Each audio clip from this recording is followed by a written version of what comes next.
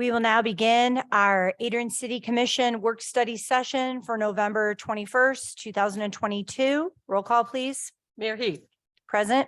Commissioner Halt, Present. Commissioner Roberts, Present. Commissioner Miller, Present. Commissioner Strayer, Present. Commissioner Castleberry, Present, Commissioner Gauss, Present. all commission members present. At this time, I will turn it over to City Administrator Greg Elliott. Thank you, Mayor. So for our first item tonight, I just want to talk about the South Main Tunnel a little bit. And Dan Sorek, the project engineer, is online. He will give you a little bit of an update as to where we're at right now. But basically, we're at the point where we've finished our environmental review, and the comment period for that ends today.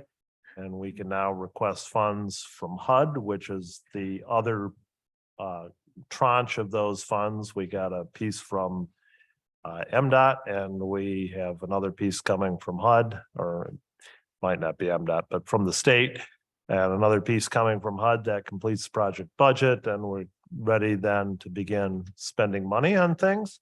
So it's sort of an interesting situation that we don't usually have, because while we're spending money, we're not spending money out of the city's budget. All these funds are flowing into Lenawee now. And though it's a city project, they will be dispersing the funds. And so the question arose at our last project update meeting, well, what protocol do we really need to follow in doing that? For example, there's properties on the other side of the street that we need to buy from the owners of those properties, who it's one of our private partners.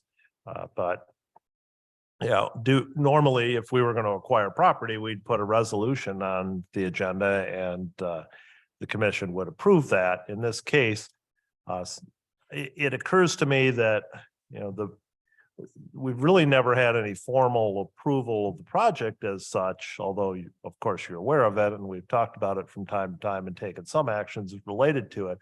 And so I thought next time, what I would do, if there's no objections from the commission, is bring back just a general resolution that authorizes administration to sort of do each and everything necessary to construct the project. And that could mean acquiring properties, that could mean applying for permits, and so on and so forth, without having to bring each thing back, since in fact it isn't any of the our budgetary funds that are being expended. And so I guess I'll put that question out there to the commissioners. Does that make sense to you as a protocol going forward, or would you like us to handle that in a different manner?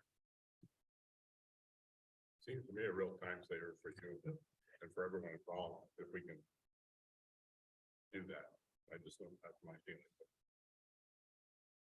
I totally agree. Does anybody disagree? I guess is maybe the easier question. I do not. All right, well, that's what we'll do then. And like I said, I wanted to introduce the idea before we put a resolution in front of you like that, but we'll have that resolution ready then for your first meeting in December. With that, Dan, can you kind of give us, if you're on there, can you kind of give us a bit of an update from your perspective, from an engineering standpoint, as to where we're at right now and what the commission should expect going forward? Yeah, no problem. Greg, I trust everybody can hear me okay? Yep. Yes, sir. Excellent. So where we're at right now is the design is approximately 90% complete. It's not 100% complete. We've turned the project over to MDOT for their review. MDOT is doing a review because this is work within their right of way. They've given us their comments. We're going through their comments and making some changes to those. We kind of put it on hold for a little bit until we got all the property taken care of and squared away. We've also gone through an environmental review with the federal monies that required an environmental review. We've gone through all of the environmental steps and all of the studies, and that's been submitted by the city into the federal website to do all that, to upload all of that information for HUD. And As Greg mentioned, there was a public review period. That public review period, I believe, ends at the end of the day today, and then tomorrow the city can make the request for the official request for federal monies to be released. And I believe it takes about 2 weeks. I think we've got it on our calendar, roughly the 7th of December is when we're expecting or anticipating a potential release of that money. The federal monies had the caveat that we couldn't spend money on things that would make a substantial change or to the project. We could do the engineering, we could do the studies, but we couldn't do any material changes out in the field in terms of starting construction, if you will. So this is, and property acquisition was one of them as well.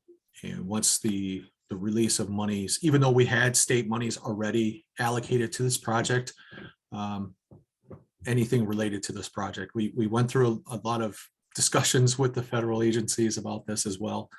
So the environmental review process, we believe, is cleared. We've done all the studies. We've done the engineering. We've got to do some final changes to make MDOT happy. And then we will be applying for an MDOT right-of-way permit officially. Also, as a part of that, there will be a maintenance agreement that states that the city understands that they will be responsible for maintenance of the tunnel in the area of the state's right-of-way.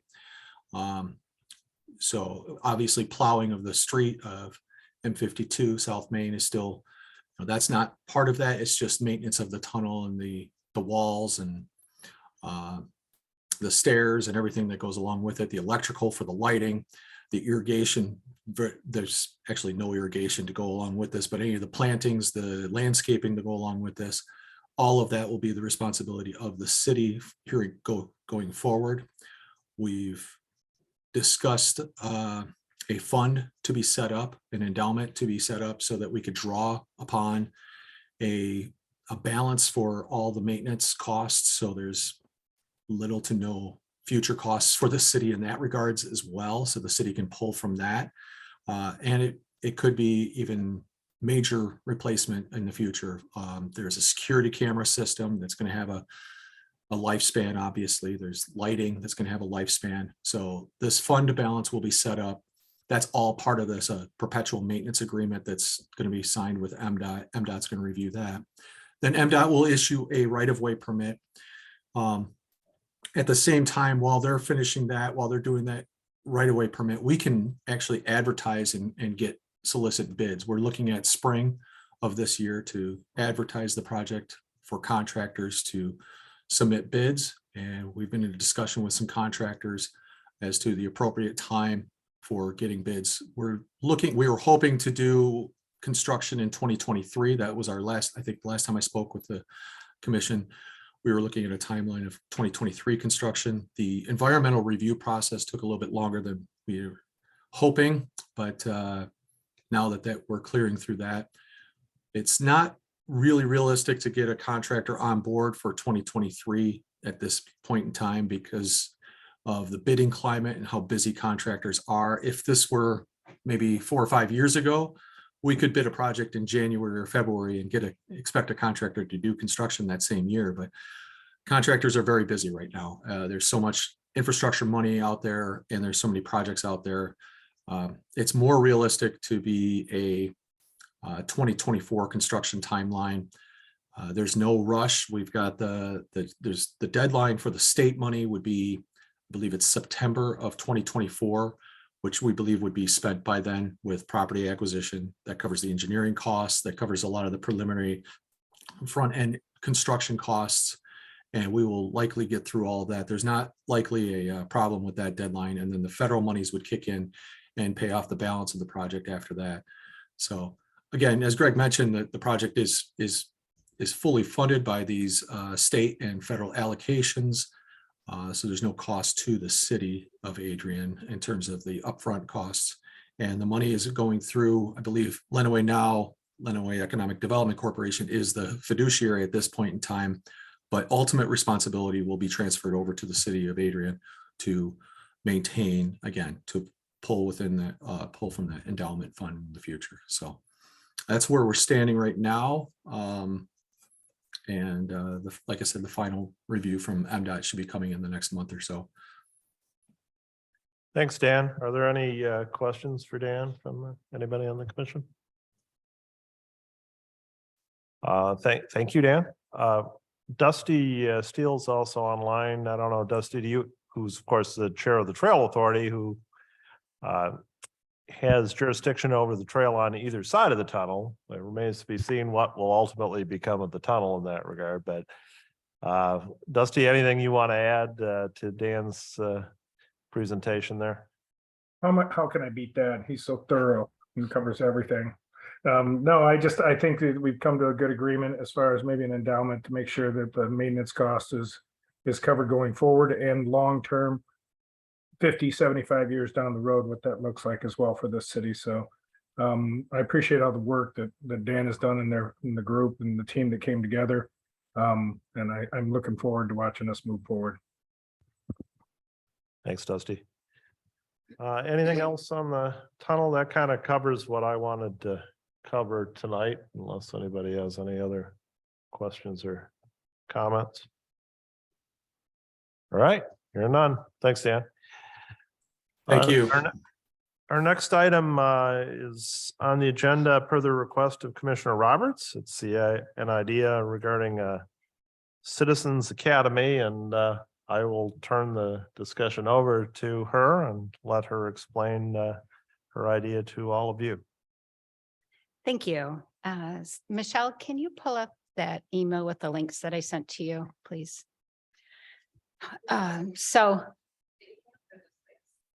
The email, if you wouldn't mind, because, well, it has the sites on it. So if you want to start with the Midland site, City of Midland, on it, the very top one, I believe. Yep. So a year or so ago, well, let me stop. I have a very close friend who lives in Toledo, and he and I discuss politics quite often. And when Wade Kapashevitz became mayor again, a year ago, I believe it was now, he started putting out, it's called Wednesdays with Wade. So it's a weekly newsletter that he puts out about the city of Toledo. And my friend Norm sends it to me every week. And there are lots of times there's nothing in there that I find of interest, but sometimes there's quite a bit that I'm like, oh, that'd be really cool to do here. Oh, that'd be really cool. It's just a great place to get some ideas. Well, one of the things that Toledo does is they do what I would call a citizens academy. They call it engaging citizens in something, I can't remember the exact name, but Engaged Citizens Academy, I think, something like that. So I started looking into it and realized there are municipalities, not just cities, but counties across the United States who provide what they call academies for their residents. Generally, they are held twice a year, from what I found, and they go anywhere from they meet 6 times to up to 12 times a week. So it might be every Wednesday night for 6 weeks for 2 or 3 hours, or for 12 weeks, it might be just an hour and a half. And I'll read.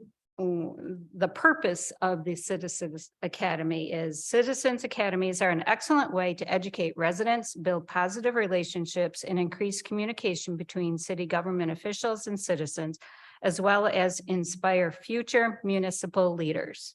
And that's what really caught my eye because, I've said before, I don't want to be a career politician, and I would like to help people become involved in our city government in the future. And I think one of the ways that we can do that is through education.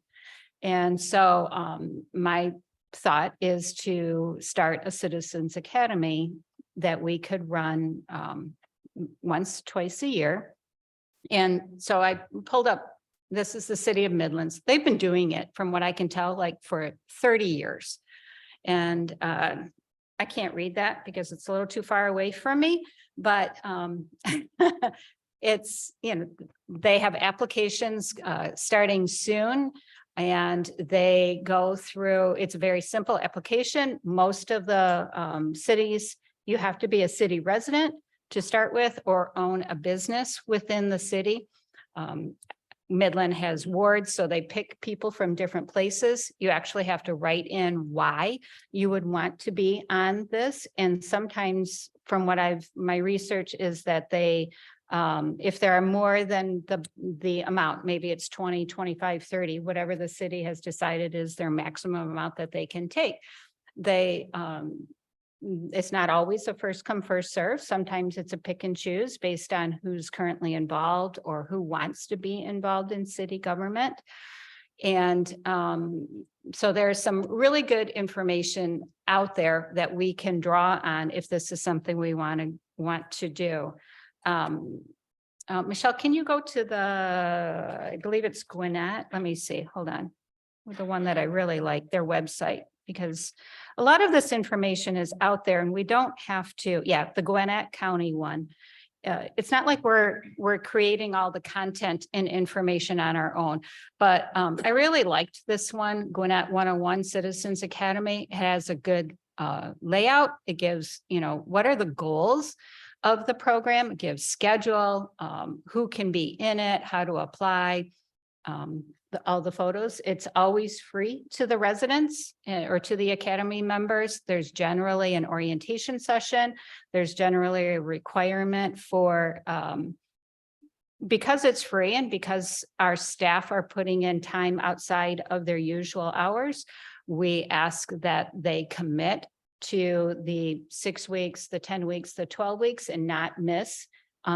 If they don't have to, and they can miss, depending on the city or government, it's 1 or 2 times. There's usually a graduation in front of the city commission.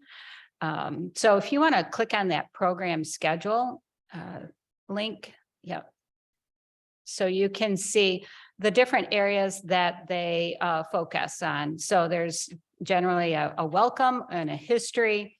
This one's for a county. They talk about budget, planning, development, water resources, community services, transportation, police, fire, those kinds of things. So what the outcomes are for each night would be, or what would actually happen is people would sign up. We would get 20 to 30 people, whatever we want.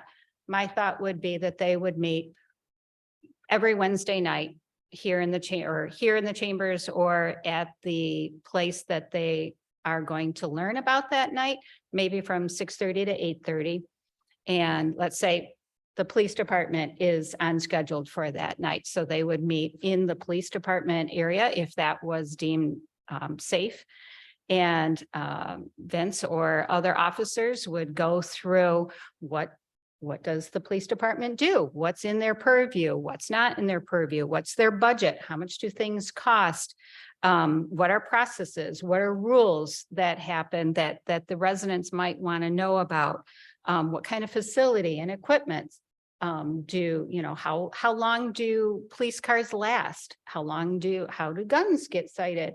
Just whatever, would be of interest to know for a resident in focusing on what are the main responsibilities for that department? Where does the funding coming from? And how much do things cost? And just getting people interested in understanding more of where do their tax dollars go? So I have thoughts on, 11 different ones, including, the fire department, the police department, utilities, engineering, road repairs, those kinds of things, code enforcement, blight, parks and rec, our budget, finance and assessing, planning commission, ordinances, permits. Robin, I have you on there as a question as a clerk. I'm not sure that a 2-hour session would be something that, we would do. Graduation, those kinds of things. So it's something that I would really like to think about and to do for our residents. I don't know. I don't know if residents would be interested in doing this, but I think it would be beneficial, not just for us, but for them to go through an academy. That's my spiel. It's not a class. You don't have to raise your hand. Yes,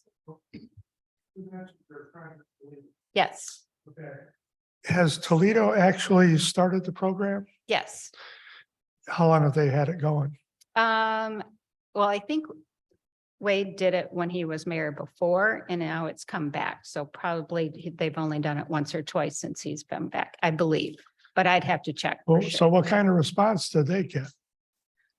Usually, well, I don't know about Toledo, but I know most of the other ones that I looked through, they usually have a waiting list. Okay, And they're always So, picking and choosing, first come, first serve, or deciding who gets in. so if we did something like this, say, okay, you mentioned the police. Would it be just one night that it would be police? So they're not, even if it's like a 6 or 7 weeks class, we're not going to drag the police in. Exactly. Okay, So yes, let me explain better then. So the first night, let's say it's city administration and a history and overview. So it would be Greg, probably the mayor, probably, and maybe 1 or 2 other commissioners. We would talk about the history of Adrian, what we do on the commission, what's falls under Greg's responsibilities versus commission responsibilities. So that would be one Wednesday. The next Wednesday, they would meet at the fire department, and Eric would go through a presentation and a tour. The next week, they meet at the water treatment plant, and oh my gosh, Will would go through a tour and a presentation.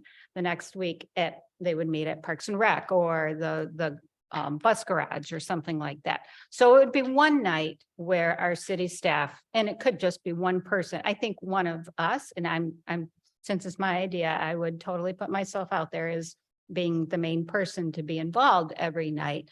But it would be one night for our city department heads or someone in their department that would be extra.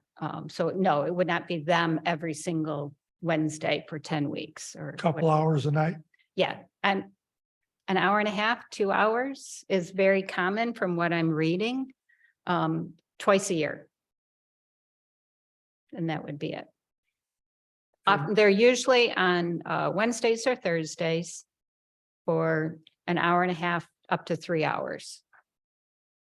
So Gannett, I'm not familiar with them. What's the population there? Do you know? Gwinnett, I don't know. I believe it's in Georgia, if I remember correctly. Oh, I was okay. just finding them from all over. There's a whole bunch in California. They literally are all over the place. Okay, well, the reason I I have- ask is Toledo's a lot bigger than we are and they're getting a good response. I guess I was sort of curious as to Um, towns the size of ours. That's why I was saying, I looked at Midlands, and I think Midland is about our size, isn't it? Or is it a lot bigger? I don't know, honestly. Some other ones are City of Delray Beach, Gainesville, Lakeland in Florida. Lakeland has one. So how big is the city of Lakeland in Florida? Lakeland has a lot bigger population than what Does we it? do. Okay. So there's a bunch, but maybe we only do it once a year, if that's the case. I guess I was just sort of curious as to interest.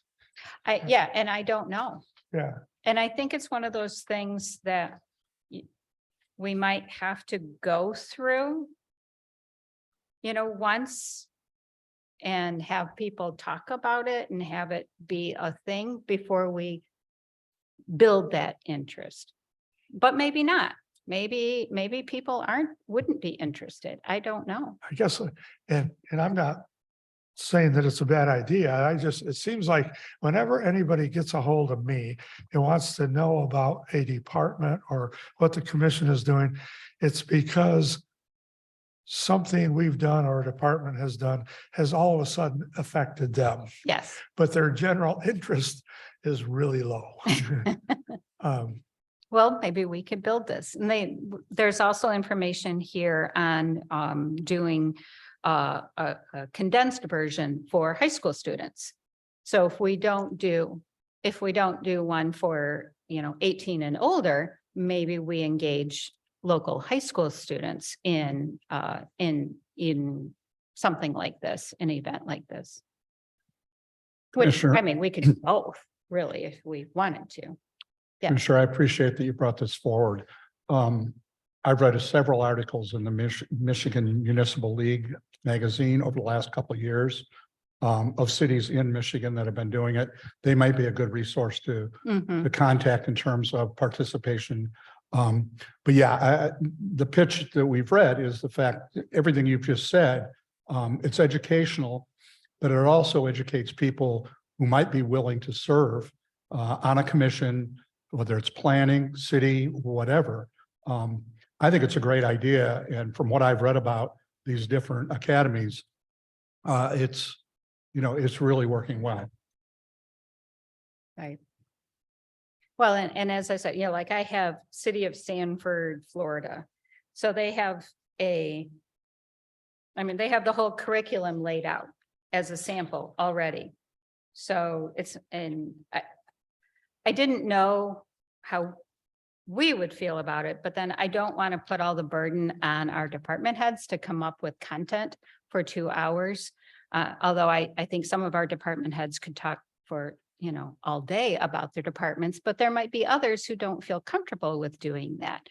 And so there are resources out there, and I'm not opposed to borrowing and I don't want to say I'm stealing it, citing where we have borrowed information from, because we don't need to reinvent the wheel. It's already out there, and we can just grab from, this city, that county, and go, okay, this is what we're going to do. So. I think this is interesting. I'm not sure that I would be thrilled about doing it twice a year right off the bat, maybe once a year, maybe in fairer weather. I love the schedule in the April, May. I can't imagine someone getting out at 6 o'clock at night in this kind of weather and going on a field trip. Let's go there, and in a questionable interior, exterior kind of environment.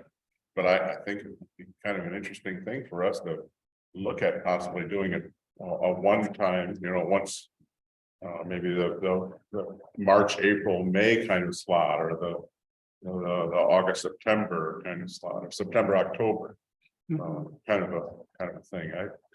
I too believe that it would be a great way for people to start to be introduced to what many of the people do in the city, and how they would break down those barriers and be able to join in and be a part. I think that's a great idea. Not sure we're going to be able to listen to 2 hours about robins, but I think I could. Well, I just had a discussion pre-meeting before a meeting with our county commissioner in the audience, and we were discussing things that fall under him and don't fall under him in the last campaign. And I think that one of the outcomes I would like to see is what really is our ability to affect change as a city government versus the counties or the states or the federals. There are some things we can control, but there's so much that we can't control, and our residents don't know that. That's exactly what I was gonna say. I think the recent local election and some of the rhetoric being thrown around during the election puts things way out of perspective for our municipal work that we do here. So this might be an opportunity in which we can share that this is what townships are, the city of Adrian, what our work looks like versus the county versus the state. I think I missed it in high school. I really wasn't paying that close of attention, not gonna lie. So I didn't understand until, you sit in the hot seat, then you're like, whoa, this is way different, or you come to the meetings and you start to recognize the difference. But I do think it would be an interesting conversation to have with our community.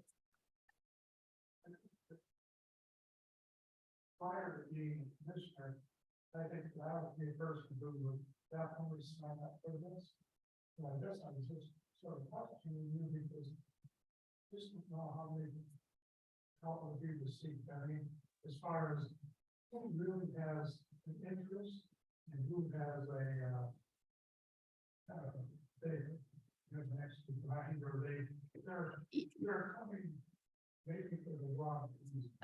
Yep, and I've thought of that too, and I don't know that we have the ability to weed people out that are interested in just complaining about the city.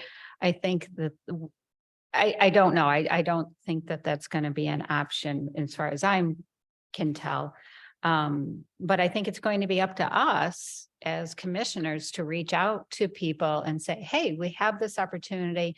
The application date, is coming open. I think you'd be great. Just try it. Just try it. And it's no cost. It's a couple hours a week. So I don't know. I don't know if people will be interested or not, but I'd like to try it. Well, and I feel like even if you had a small group to start with, it could have that trickle down effect because then they can say, this was great. And you build that momentum. And I feel like more people would be interested in, and you may even change the tune of some of those naysayers that came just for that reason. Their eyes would be opened and maybe they would see a different perspective and it would really change their thought process on it. I think it's a great idea. We'll never know how many people want to participate until we do a trial. So Yeah. I just think we need to, as Doug said, maybe, we set schedule one and see what the success rate is then and move on.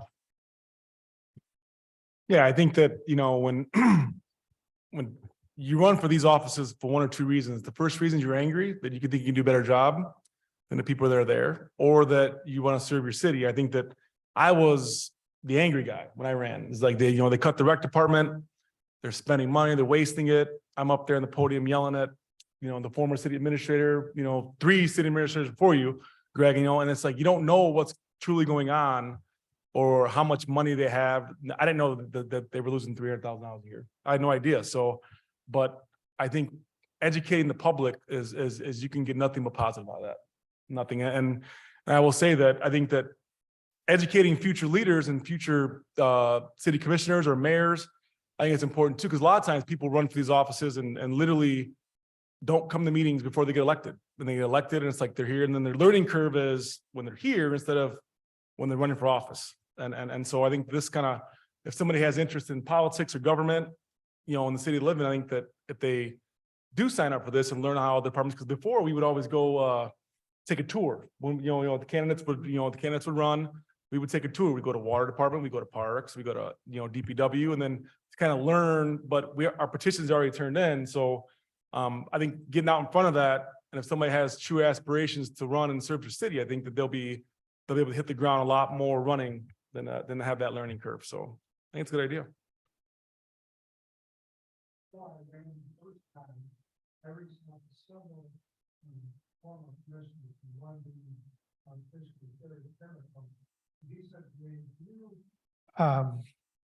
If you think that you have an interest in how a city runs, then you should run for commission. And I thought that was a really good cue for me to run, but I think that having attended some classes would be good, because the only knowledge I had was what I gleaned coming to meetings. That was it. And so that sort of piqued my interest. But then it's like, I told people when I first got on the commission, it was like you go to college to learn to be a teacher, but you really don't know what it's like to be a teacher until you get here. And so That's true. getting some education is a good idea. Let's try it. I would think the first group you got would probably be a strong mix of people that are pretty much informed or think they are, and people that know nothing. We're going to have the people that are very loud, and we're going to have the people that may not be so loud. But I think that the small group can be very conducive to taking care of all of those people, because the interesting in-depth questions are going to be interesting to a lot of people. So I think the mix would be good. I'm not concerned about the loudest, because in a small group, I think that might very well take care of itself. Well, the questions from the first group help you the second and third time around. So I'd be very interested in working on the second or third group. Because as pointed out, I'm just learning, I'm just. Just learning. Just starting. And I think everybody up here has sat here and talked to somebody that's not happy with what we're doing, and you explain it to them. Understanding what's going on and what the actual meat and potatoes of what we're doing, and then like, oh, okay, I'm okay with that. So, it's just a lack of what you read on social media or what your neighbor tells you, instead of understanding what we actually do up here and how it's done and how the departments function. So. Do you want to look at any other city information, or are we good? I had a bunch of others that I could find. I can forward them to you if you'd like, just so you could take a look at them, or Michelle can. She has my email. So if you would like to forward that to everyone, that would be great. Thank you. So you can take a look at there. I don't know, there's about 8 different ones, and they all have good things. We can pick and choose from different municipalities of the schedule and what to focus on. And I do agree, something more like that, after Easter or April, May, June, early kind of time, or early fall would be better than January, February. Although they're probably warmer climate that do them in January, February, and March too. So. Yeah. Okay. So what do you think next steps would be? I guess, I think I would want to know how the departments feel about this. So I don't want to burden our department heads, because I know that they work hard already. So I'm not sure. I guess I would get some guidance from you. Is this something that I should talk with the department heads about first, or?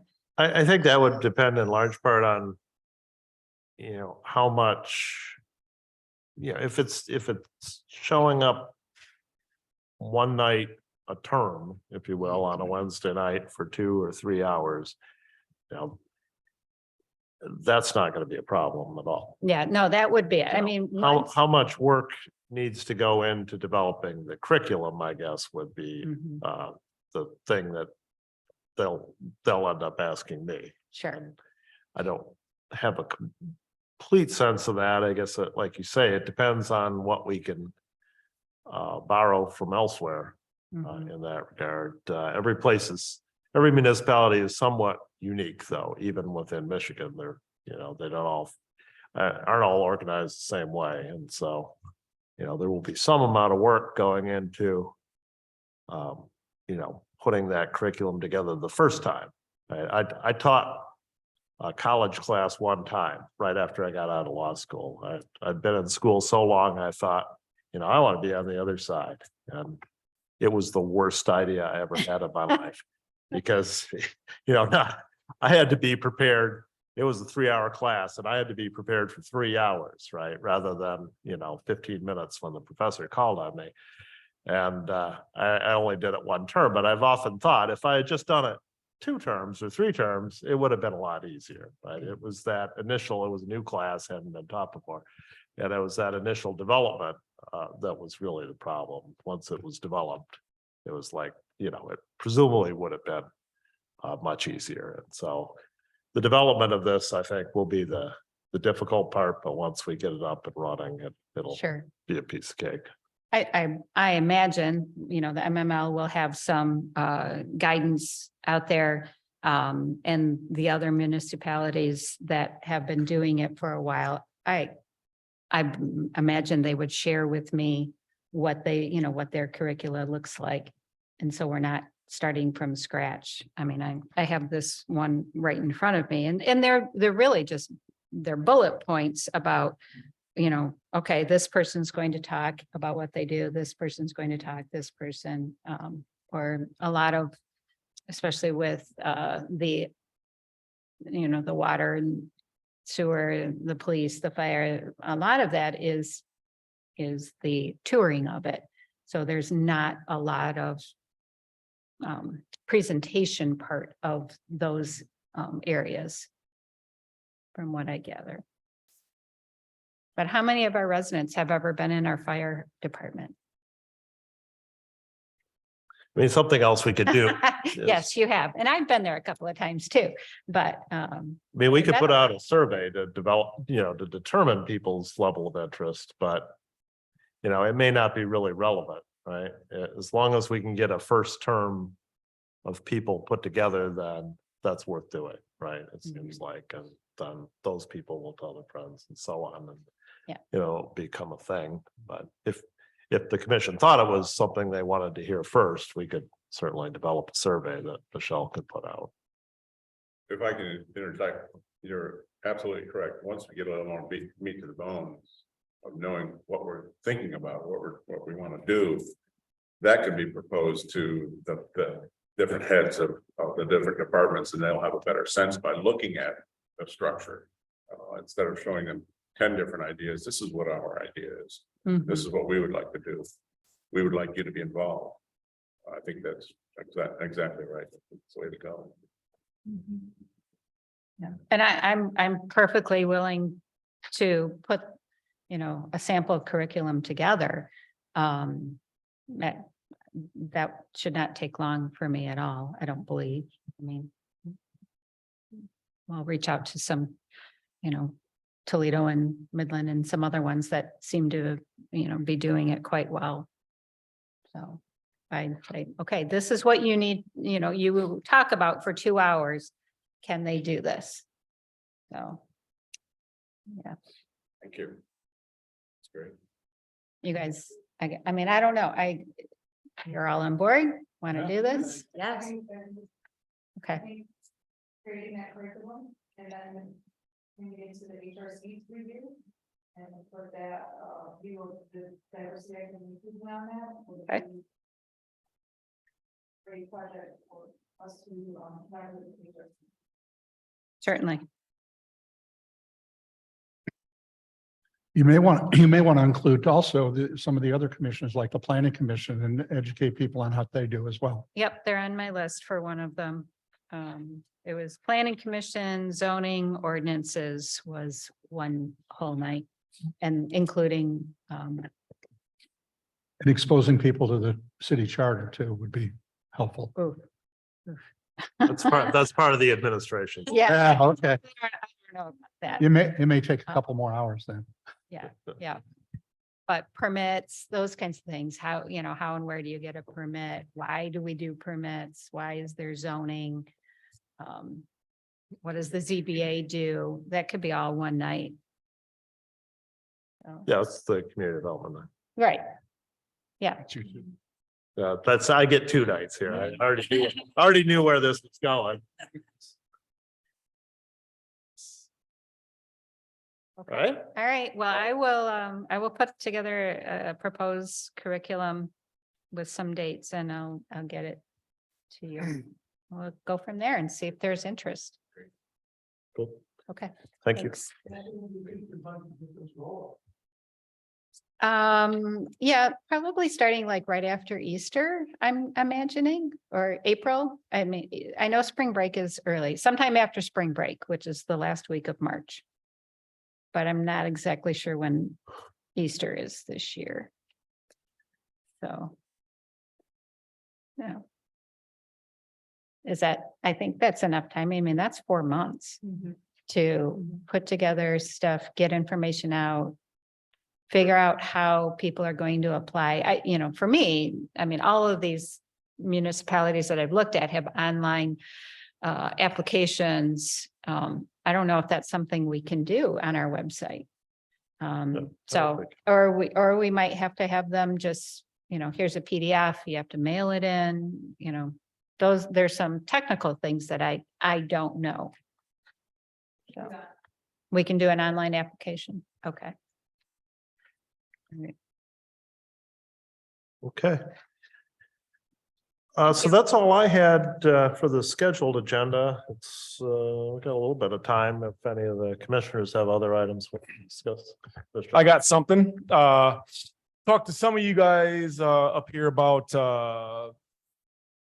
how do we improve citizens' lives when it comes to the quality of life, What kind of services can we offer them to improve, and bagging leaves? If you take a poll in the city, I guarantee, nobody likes to bag leaves. Maybe I'm wrong.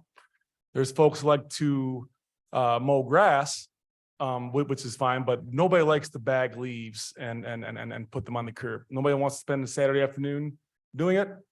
So I was looking at some other cities, and that's where the leaf vacuum came into play. And if you know what a leaf vacuum is, it's a vector truck that essentially sucks the leaves. You blow them or you rake them onto the boulevard, down the road. And then the city would come around and suck the leaves up, so citizens don't have to spend 7-8 hours on a Saturday bagging their leaves. And you also eliminate the cost of the bags also. Now, they're not cheap. I understand that. The city of Jackson just bought two. The price tag was $600,000. No, for both. But again, it's one of those things where it's like, citizens, we have to start thinking about where we're at fund balance wise. We have to start thinking about how do we improve people's lives when it comes to a quality of life standpoint. How do we provide exceptional service, not just the already great services we provide? So I haven't talked to everybody, but I have talked to a few of you guys. I kind of want to bring this up and see. I don't know what, and Greg maybe can answer this. Does Stevens pick up some and DPW picks up some leaves, or do they share that burden? Or I think we do it, but Matt might be online. Are you on there, Matt? Yeah, I'm here. Can you hear me? Yeah, leaf Yep. pickup? So that falls under Stevens' contract for the next Oh, it does. 3 years at least. And then DPW usually does a clean sweep after the fact, just to make sure all the leaves are picked up after the season's over. okay, so it was negotiating the trash contract then? That is correct. Okay. No way out of that. Okay. Well, I'll mention that Stevens isn't doing a great job because my neighbor has had leaves on the curb for the last 2 weeks and they're still sitting there. I just, I just feel like it's, we have the funds. I don't know what our projected number is for our marijuana revenue coming in. The oil trust, again, we can withdraw 5%. It's like, that's what some of that stuff's for, is to improve citizens' quality of life. And to take a whole Saturday afternoon to rake leaves and bag them, that doesn't interest me. And so I'm thinking of things outside the box and what other cities are doing to provide exceptional services. So, Well, to go along with that, a lot of people don't bag theirs and then they Right. end up in the street, and then we get a big rain or we get ice, and then we're clogging up the sewer drains constantly. It seems like, and DPW is out there trying to unclog them because people haven't picked up their leaves. In Chicago, we had those. They were awesome, but the only issue they had there was we had to do it on days where you could only park on certain sides of the street, because otherwise it's hard to get it around with the cars. And like, I've seen some cars here that have so many leaves around them. It's crazy. You can tell they haven't moved their cars in a long time. So that would be, one thing, but I think it's very doable. And I'm telling you, it was awesome. All you had to do was rake your leaves out to the road and they were gone. And people did it then. Like, then it actually got done, and you weren't having your sewers clogged by leaves. So I think it's definitely something to look at in the future, but there's just some logistics we'd have to work out with that. right. And the thing is, like, the city of Clinton has one, and I guess my take is that, citizens don't want us to be a bank and hoard their money. We need to start doing some things, not waste it. We need to be very frugal with taxpayer dollars, but what can we buy to improve people's lives? And, it's a small component of it, but I think that people would be very happy if they didn't have to have that burden of bagging. There's some houses that have 30 bags of leaves. I mean, it's or more than I that. had double that easy. Seriously? Wow. Yeah. That's, I wonder you said the trucks were like $300,000, yeah, there was City of Jackson just bought two, and they were 600 for both of them. But- both of them. do the trucks have any other use? I do not know. This is just something I'm just I mean, it's, for discussion. okay. Sure. Well, we, if it's leaves are part of the trash contract, we have time to work that into the budget, Right, but right. yeah, it would be interesting if they had another use. What is Blissfield, if it comes to some of the other cities in the county, do they I know it's Clinton. I went through Clinton and Saline on my way to Ann Arbor one day, and both cities were using that process. Years ago, those were the front loaders that were bringing in the front loaders in the truck. They weren't using the back years ago. Right. I'm not saying that we should do it. I'm just interested in how other cities are doing it. Mhm. Yeah, just throwing that out there. I'm not opposed to something like that. I would want to know, like, do our DPW staff, would they, I mean, is the training easy to run in one of those trucks or, and how long what's the lifespan of them? Right. So they're, it's something I think we could look into. And as Commissioner Strayer said, we have some time. Right. So, yeah, I think we could look into Does it. Jackson only have two now? Yes, they just bought, and they're not getting theirs till the spring, so you have to don't order have them. it right now. No. So Mm-mm. one would easily serve Adrian's needs. That's Jackson square footage. Well, I mean, what's Jackson? A little bigger than Adrian. Yeah. So, yeah. I don't know. But I'm just thinking of something outside the box to try to, improve people's, lives. And I don't like to rake leaves, so I'm pretty sure that's unanimous across the city. So. But I did not know that it was that's on me that it was in trash can. I thought DBW picked them up. So there's that. Okay, thanks. Anybody else before we get to public comment? Hearing none, Mayor, I'll turn it back to you for public comment. At this time, we'll open it up for public comment inside the city chambers. Just to reiterate, there's a 3-minute time limit, which you will see on the screen. And for the record, please state your name and address. After we are done inside the chambers, we will open it up to Zoom participants.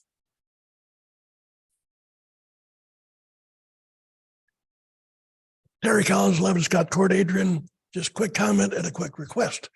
The comment, there was a time, Adrian, we did do just as you're talking about, where everybody did rake their leaves to the curb. The device come by and draw all the leaves off. At that time, it was an attachment to a truck. They had the big, like the Army deuce and a half, I can't remember what to call it in the city, but this device was towed behind with a big hose, and the guy just went along, sucked them up. They were chopped up, sprayed into the truck, and that was it. But we did do it. It's been, might not be any old timers here as long as me that remember, but we did do it. The request is, I am chastised on a regular basis at county commission meetings because I don't speak into the microphone. I heard very little of what you said the whole meeting today. And a couple of you, I have not heard what you said. So for the sake of the people out here, I'm kind of requesting that you speak into your microphones because I get in trouble at every meeting for not doing it. We also have to turn them on for the work. Mark Murray, 1004 Sawmill. First of all, I'd like to, as I normally do once every so often, come here and thank each and every one of you for the service that you put into the city. It's a tough job. You have to work hard to figure out to represent all of us and do it well. You guys do a great job of it. Being here on a cold night to do the work of the city. I mean it. Thank you very much for your service over and over again on behalf of all of us in the community. I do appreciate that you meet at night, unlike the county commissioners who meet in the daytime and you can never get there if you're busy. The rest of you are willing to meet at night when we can get in here. Of all the many things you do well, I appreciate the fact that we're working on blight and blight remediation in our community. We've made a lot of positive improvements in the system in the past few years, and I want to thank you for that. I'm also here frustrated and a bit angry about the current status of the old hospital. We originally had a commitment from ProMedica to have that hospital taken down. When the city commission gave up the right to have that hospital here and provide them water out to the north end of the community, we lost a resource in our city. And the understanding was that that hospital would be taken down. And so I encourage each and every one of you to do everything in your power to be sure that that hospital is properly utilized. And basically it needs to be taken down. And so if there's anything that I can do or others in the community who support all of the improvements we've made in blight remediation over the past few years, we cannot let this go unresolved. Thank you.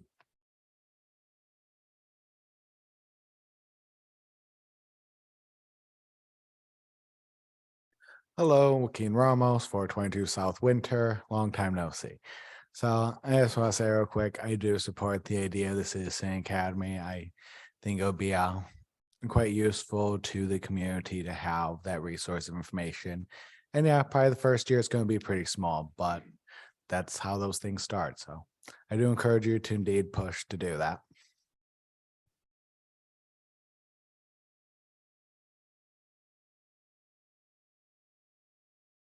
We will now open it up to Zoom participants. Just to reiterate, 3-minute time limit. Please state your name and address.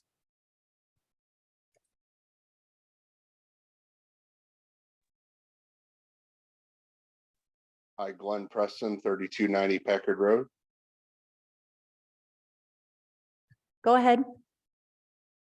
So when I first read about the citizens thing, I was skeptical, but after hearing the discussion, I think it's a great idea. The only recommendation that I would like to make is that I think it would be better served during the day. So like Mary had mentioned, you know, if we have a group of people, let them go down to the Parks Department while they're in operation, maybe like a 12 to 2, where they can actually go out and see what the employees that are there doing.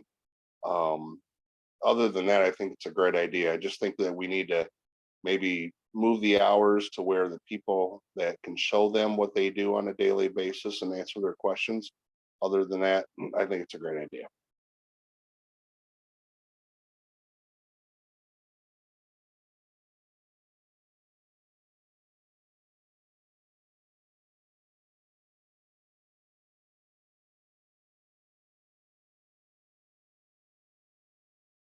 Hearing no more public comment, may I get a motion to adjourn? So moved.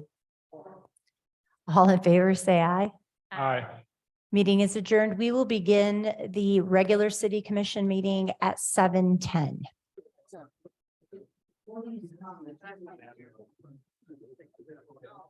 God.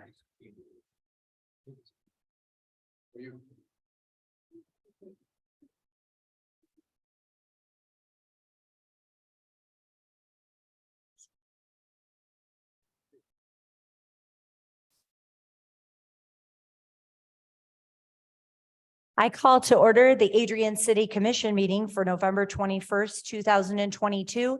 If everyone would please rise for a moment of silence and the Pledge of Allegiance.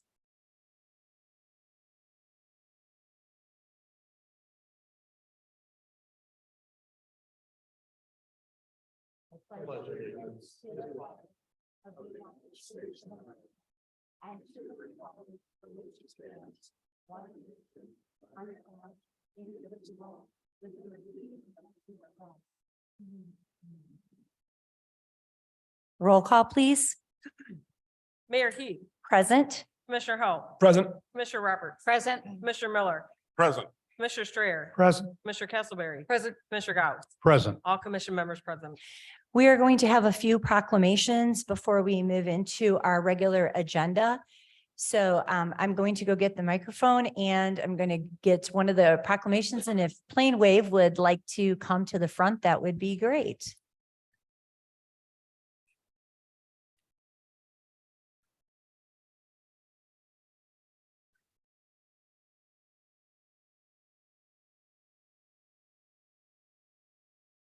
Okay, it's Rick. I didn't know if you were bringing everybody with you.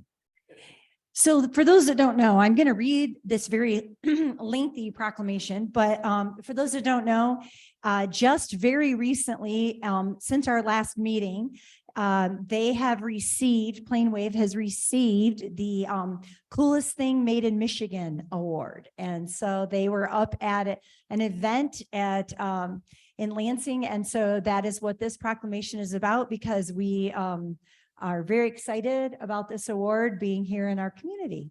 So, whereas on November 10th, 2022, the Michigan Manufacturers Association named Planewave Instruments PW 1000 telescope the coolest thing made in Michigan at the MMA's 2022 MFG Excellence Awards.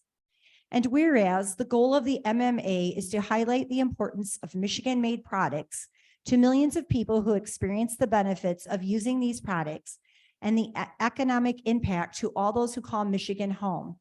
And whereas the PW 1000 is the largest telescope system in Planewave's current product line, standing over 12 feet tall and weighing in at over 3,000 pounds, the PW 1000 has been sited at premier viewing locations all over the world and is utilized by some of the leading research institutions in the world.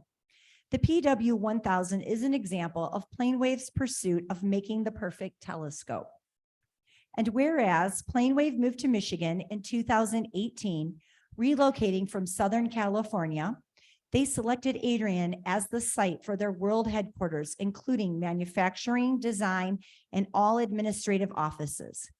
Planewave manufactures a line of telescopes and mounts that range from instruments used by serious amateur researchers and astrophotographers to the PW 1000. Their instruments are utilized for research and defense applications, satellite tracking, space domain awareness, astrophotography, and laser communications.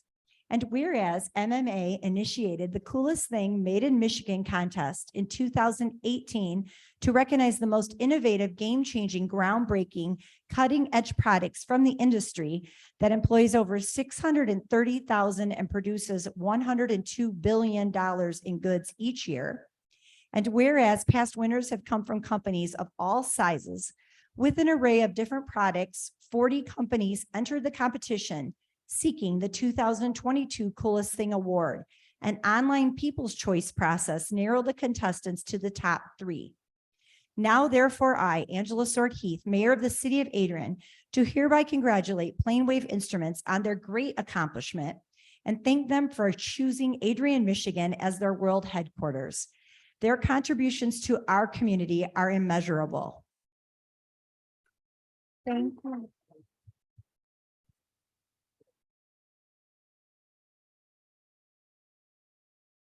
Well, thank you, everybody.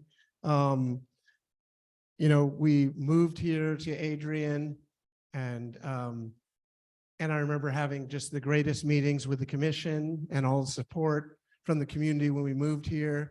And it feels really good to have another, you know, to keep putting Adrian on the map in as many ways as we can. And we're really proud. One of the biggest things, which was the most important to us, was to have the coolest thing being made in Michigan, being made here in Adrian, in our town. So we're really proud to be a part of that. We're really proud to be a Michigan manufacturer. We used to be a California manufacturer. We were a Michigan manufacturer and we were proud of it. And I said that there and everybody cheered. So absolutely. I was just in California. I was driving down, dealing with all the traffic. I'm happy to be here. So thank you all very much. And thank you for everyone in the city for voting. We had great customers voting and we had everyone in the city, everyone I talked to, oh, I voted, you know, so it's, you know, go Adrian. That's what I say. Thank you. And if we could have Rudy Flores, please come up. Rudy did not know, by the way, it's a surprise. We tried to keep it quiet. Bob Benke was helping us keep it quiet. Thank you. He was the instigator to get him here. So thank you, Bob. Yeah, so in case you wondered why there were so many people here. So for those that don't know, Rudy was just recognized by the governor of Michigan this past Thursday night. I could not attend. I know some people were able to attend. So that is what this proclamation is about, and honoring you and all that you do for our community. Whereas on November 17th, 2022, Rudy Flores was honored at the Fox Theater in Detroit, Michigan at the 2022 Governor's Service Awards. And whereas the Governor's Service Awards have been presented since 1994, recognizing Michigan volunteers, organizations, and businesses that go above and beyond in their contributions and commitment to volunteerism, service, or philanthropy. I can't even talk today. Philanthropy. I can't talk. Sorry. It's been a long day. Whereas Rudy Flores has been serving his community for many years, including as the chair of the Southeastern Michigan Migrant Council and as an Adrian Public School Board member. And whereas Rudy has been an active volunteer his entire life, always willing to help others and to find ways to move our community forward. Now, therefore, I, Angela Swordheath, Mayor of the City of Adrian, do hereby congratulate Rudy Flores on his Michigan Hero Award and thank him for his continued service to our community. I know this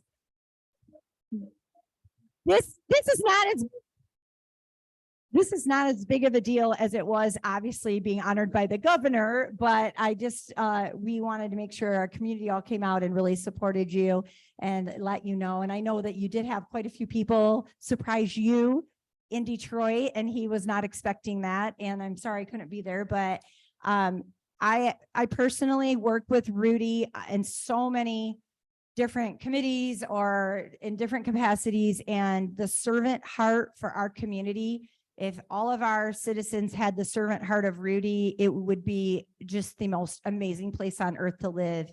And we just are so grateful and thankful for your example that you set, the role model that you are for this community. And I hope that others will begin to follow in your footsteps and just really try to, and that you just lead by example. And I hope that they will follow. Yes.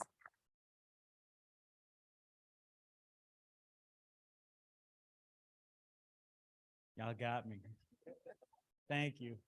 Sorry I didn't prepare a speech.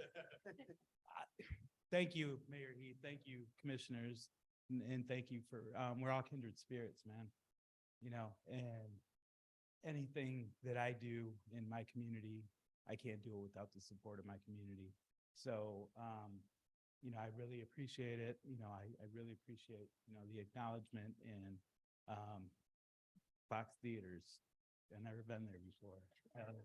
That was pretty cool. And you know, and onward and upward, you know, there's a lot of folks that need help. There's a lot of folks that need advocacy. And I just hope that we are able to stand up and step up, you know, at their time of need. So thank you again.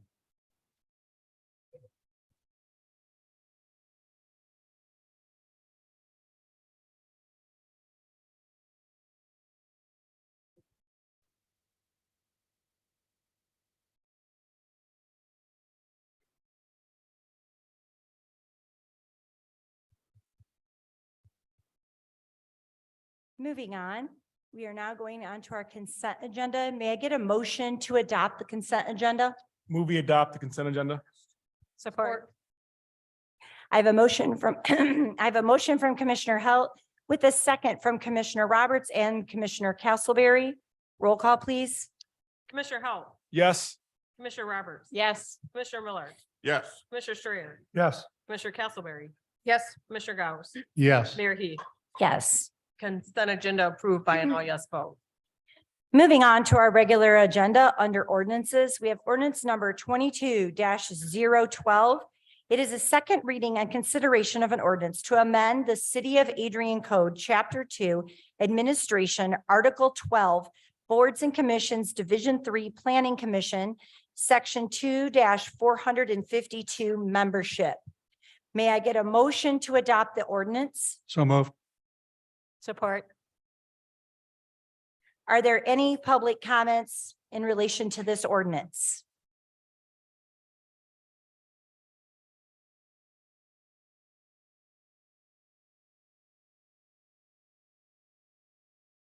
Are there any commissioner comments in relation to this ordinance?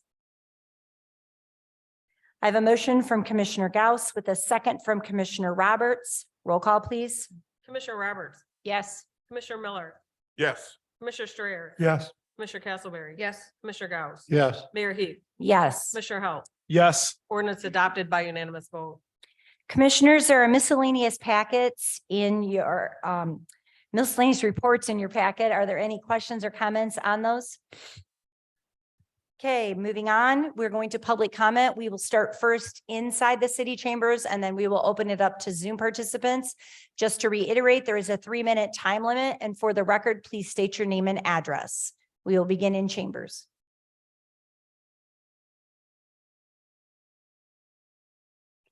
Hearing none, we will open it up to Zoom participants.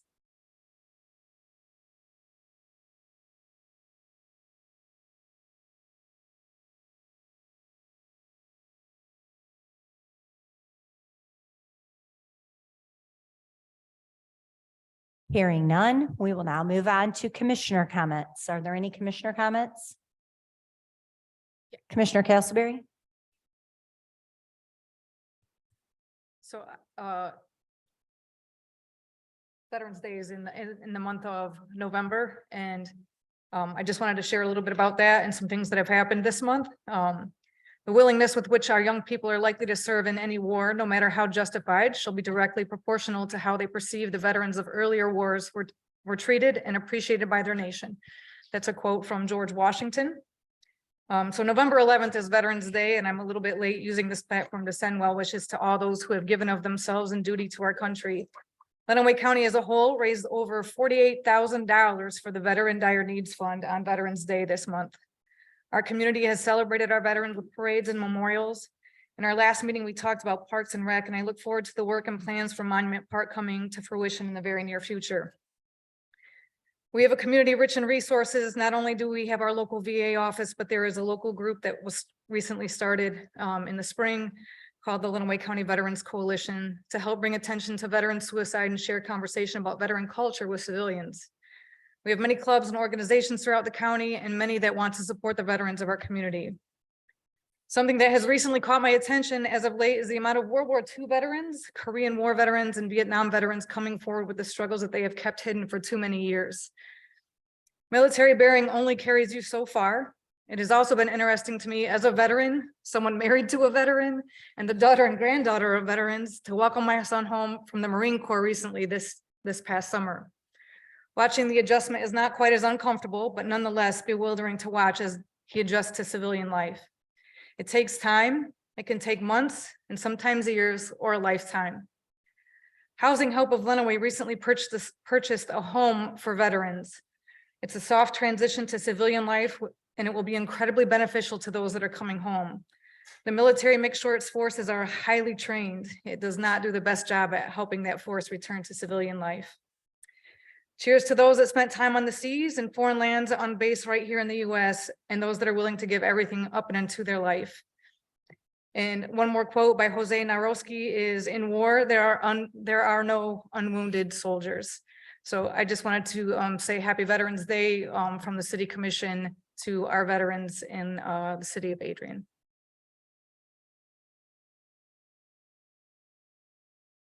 Commissioner Gauss. First of all, I want to congratulate Plane Wave for making the coolest product in Michigan. That's a wonderful thing. If Rudy hadn't left, I would tell you how humbled I am to have him as my friend. I wanted to speak for a moment about my lost election back on November 8th. First of all, I need to thank everybody up here, all my fellow commissioners, the mayor, who supported me throughout that effort. And Mr. Joaquin Ramos here, who was at my side hanging door hangers and out in the community. We spent a lot of hours out there and walked a lot of steps. We had one day that he wasn't with me the whole day, but I did 7 hours and racked up over 20,000 steps that day. That was a Sunday morning and I was nearly paralyzed on Monday morning. But at any rate, and all I could ask is that I had gotten as many votes as Plane Wave did for their product. Apparently my product was not that great. But I am disappointed, but I'm happy to be able to stay on this commission for another 3 years and continue to serve the community. And if there's any consolation, I just want to point out that I was the first runner-up. So there's always that. But thanks to everyone, and thanks for all the support.